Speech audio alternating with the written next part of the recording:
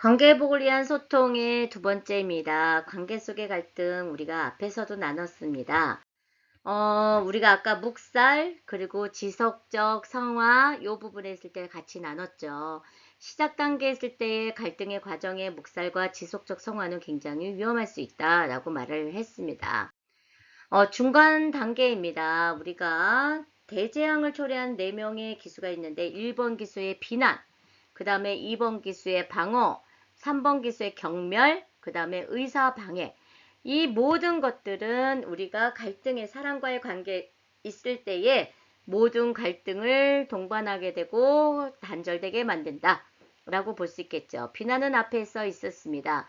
사람들이 자신들의 문제를 너 진술문이라고 사용하면서 상대방을 책임으로 돌리죠. 너 때문이야. 네가 그러면 그렇지. 너가 할 수 있는 게 있겠어. 라는 그런 어떤 공격적인 발언. 방어입니다. 방어는 너는 안 그런 줄 알아?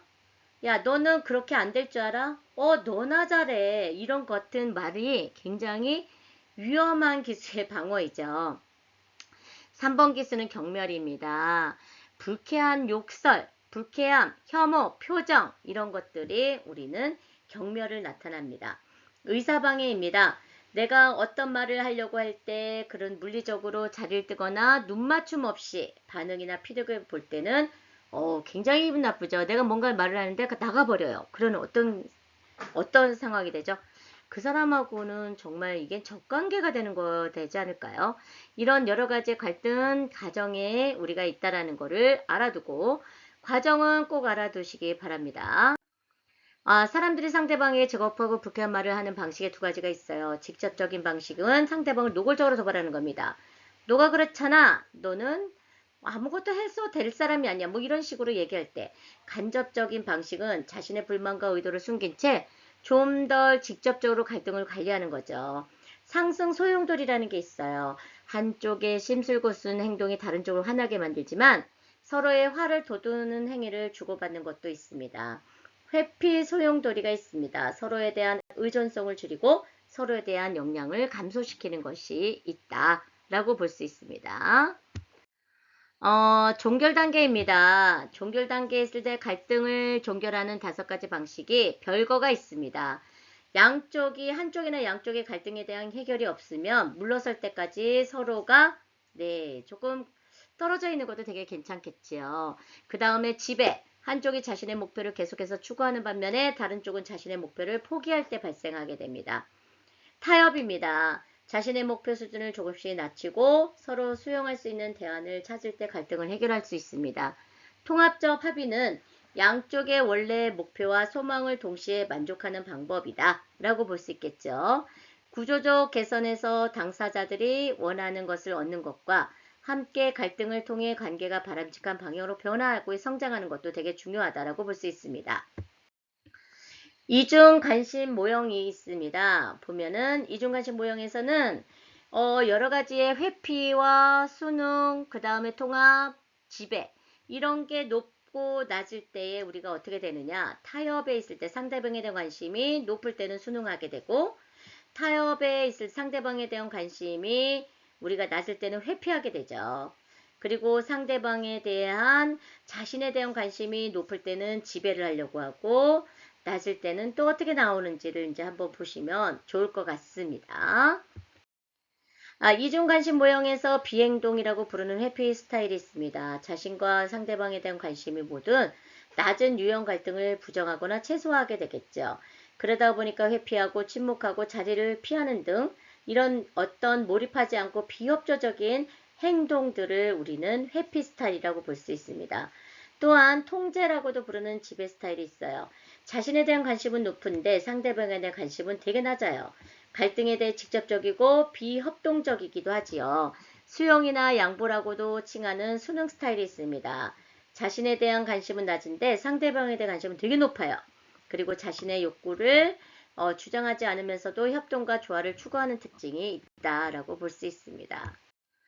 문제 해결 협력과 우리는 상승 효과라고 부르는 통합 스타일이 있는데 모든 갈등 스타일 중에서 가장 건설적이긴 해요. 갈등을 종결하는 한 방법으로 우리가 이제 통합적 합의가 통합적 스타일에 모두 해당이 되겠죠. 반면에 타협 스타일은 갈등을 해결하는 과정에 있어서 중간에서 만나는 것에 초점을 두고 있습니다.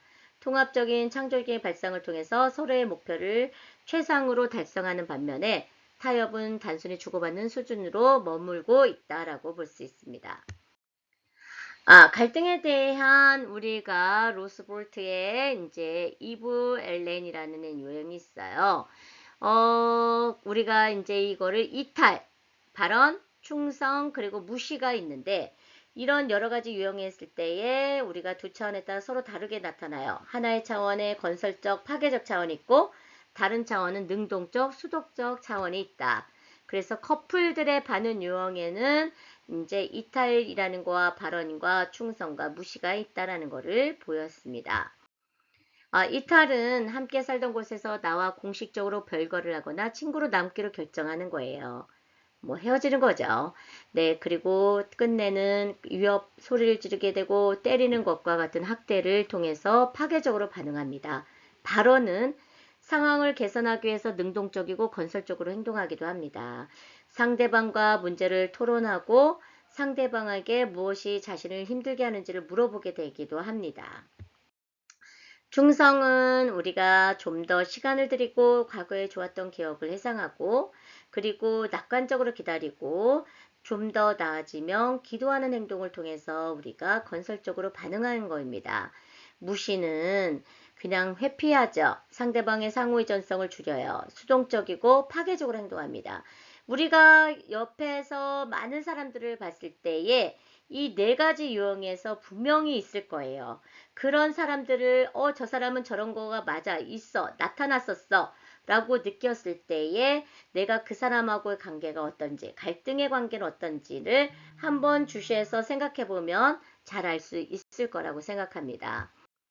논쟁에 대한 커플 유형에서 보면은 부부와 같은 친밀한 관계에서 발생할 수 있어요. 열정형, 인증형, 회피형이 있습니다.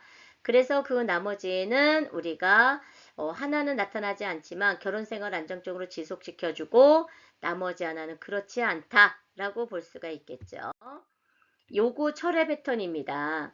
갈등에 대한 또 하나의 반응 유형으로 요구하고 철회하는 패턴을 들 수 있는데 한쪽은 요구하는 사람 그리고 상대방의 행동에 대해 불만을 표출하고 비판을 하는 토론 이런 사람들을 우리가 해결하고자 할 때 이야기 납니다. 여러 가지의 패턴에 있을 때 연속은 어느 쪽도 만족을 주지 못하는 결과를 초래하죠. 요구하는 사람은 무시당한다고 느끼고 철회하는 사람은 지나치게 간섭을 받거나 이해하지 못한다고 느끼는 경우가 있습니다. 용서의 의미를 볼까요? 용서라는 말은 타인에게 잘못을 저지르지가 않고 상처나 해를 입힌 사람에 대한 분노를 의지적으로 없애는 겁니다. 그래서 용서는 여러 가지 특징을 가지고 있어요. 용서하는 사람은 과거를 깊이 생각하기보다는 현재에 초점을 두죠. 그러다 보니까 너는 과거는 그랬다 하더라도 현재는 사람이 많이 바뀌었으니까 내가 많이 용서하려고 해 라고 하죠. 자신의 삶에 나쁜 영향을 주는 부정적 패턴을 우리가 제거하길 원하고 상대방이 무엇을 하든 상관이 없이 자신의 마음을 갈아치는 등 여러 가지 작업을 하고도 합니다. 상대방에 대한 보복하기보다는 자신과 상대방의 자비를 베풀려고 할 때에 자유롭고 행복하게 된다라고 볼 수 있겠죠. 용서의 의미는 용서라는 개념 속에 들어있지 않은 의미도 있습니다. 용서가 사건과 상황, 그리고 그것에 따른 결과를 무시하거나 축소하는 것은 아닙니다. 하지만 상대방이 자신의 행동에 대해서 하는 변명을 들어주거나 그 행동을 묵과하는 것도 아니기도 하죠. 불의에 대한 무관심인 것도 아닙니다. 용서는 상대방의 행동에 대해서 잘잘못을 따져서 궁극적으로 그의 행동이 옳지 않다고 분명하게 판단하는 것을 우리는 얘기하는 겁니다. 용서 관련 변인이 있습니다. 용서 관련된 요인으로 권력이 있는데 많은 경우 권력이 많은 사람은 피해자에게 용서하고 화해하도록 압력을 행사할 수 있죠. 또한 용서와 관련해서 중요한 요인이 기억입니다. 우리가 기억을 잊어버리려고 하고 기억 속에서 지우려고 하더라도 우리가 제2의 상처를 줄 수가 있거든요. 이때 피해자가 자신의 지각을 스스로 부정하거나 자신이 경험한 것을 아무도 기억하지 않을 때에 우리는 그 이야기를 아무도 수용하지 않는다고 해서 혼란에 빠질 수도 있습니다. 그래서 부정당하는 느낌을 가질 수 있기 때문이겠죠. 자, 용서는인지 정서, 행동, 동기, 의사결정 그리고 대인관 측면에서 다루어져 왔죠. 의사결정상 용서가 있고 정서적 용서가 있습니다. 네, 우리가 이제 용서와 갈등 해결에 있을 때의 용서에 대한 접근은 외적 용서에서 유와 무가 있어요. 있고 없고가 있고 내적 용서가 이제 없고가 있는데 여기에서 외적 용서가 있을 때는 공허한 용서가 되는데 우리가 외적 용서 없을 때는 비용서가 되겠죠. 내적 용서가 우리가 있을 때 우리는 유적인 걸보니 온전한 용서와 조연 용서가 있다. 그래서 정서적 상태를 반영한 것으로 피해자가 상대방을 내적으로 용서하느냐 아느냐. 그리고 개인 간 용서가 우리가 어떤 관계를 수반하게 되고 피해자가 용서한다는 것을 상대적으로 외부적으로 표현하는가의 여부에 관한 것을 우리는 알 수가 있습니다. 우리가 이제 용서에 대한 접근에 대해서 봤을 때에 선생님도 용서와 갈등 해결에 있을 때 용서에 관한 접근의 모형 네, 꼭 알아두세요. 네, 그래서 공허한 용서는 속으로 용서하지 않으면서 겉으로만 용서하는 거예요. 그런 경우는 남들이 헷갈릴 수가 있죠. 용서했다라고 하면서 겉으로 용서했다는데 아니 이야기를 하다가 보면 아닌 거예요. 그럴 때 우리가 굉장히 공허한 용서라고 하죠. 조용한 용서입니다.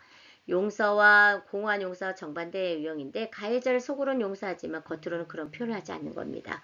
온전한 용서는 피해자가 내외적으로 모두 가해자를 용서하는 것이고 비용서는 가해자를 내외적으로 모두 용서를 하지 않는 것을 의미한다 라고 볼 수 있습니다. 용서에 대한 이제 생리심리학적 스트레스 대처 이론을 보면 우리가 이제 상대방의 행위를 용서하지 않으면 여러 부정적인 정서를 경험하게 돼요. 그러다 보니까 우리가 스트레스를 이제 받게 되겠죠. 그러한 스트레스를 해소하는 한 가지 방법이 상대방을 용서하는 겁니다. 가해자의 위반 행사에 두 가지가 있는데 피해자에게 마음의 상처를 주는 행위로 이것은 물리적이거나 심리적인 경계를 위반하는 겁니다. 사람들은 상대방의 위반 행위를 위협하거나 도전하는 것으로 평가하기도 합니다. 예, 용서에 대한 접근에 있어서의 우리가 용서하자는 것은 피해자에게 스스로를 이제 스트레스 준다는 증거가 많이 있죠. 그래서 스트레스를 받는 사람의 반응과 유사한데 우리가 상대방의 분노와 적대감 같은 부정적 정서를 경험하게 될 때 있습니다. 그러면 어떻게 용서가 비용서의 스트레스를 해소할 수 있을까요? 라고 할 수 있죠. 긍정적이고 타인 지향적인 정서로서 공감, 연민, 자비, 이타적 사랑으로 우리는 비용서와 관련된 부정적인 정서를 대처할 수가 있습니다. 용서의 효과의 첫째는 상대방의 잘못을 과하게 우리가 평가하고 합당하게 이제 하지 않는 보복을 할 수가 있죠. 반면에 용서와 화해는 우리에게 다양한 혜택을 제공합니다. 가해자가 자신의 책임을 인정하고 진정한 사과를 할 때 피해자가 용서할 수 있는 가능성은 높아진다. 그리고 가해자의 사과를 촉진하게 된다라고 볼 수가 있습니다. 네, 여기까지 이제 14차시까지 모두 마쳤습니다. 우리 선생님들 고생 많으셨고 우리 모든 학생들도 고생 많으셨고요. 시험은 대면으로 보게 될 거고요. 시험에 관련된 내용은 공지사항에 올려올 거니 공지사항을 꼭 확인해 주시기 바랍니다. 네, 너무 많은 고생을 하셨습니다. 네, 수고 진짜 많으셨습니다. 네, 다음에 또 만났으면 좋겠습니다. 네, 수고하셨습니다.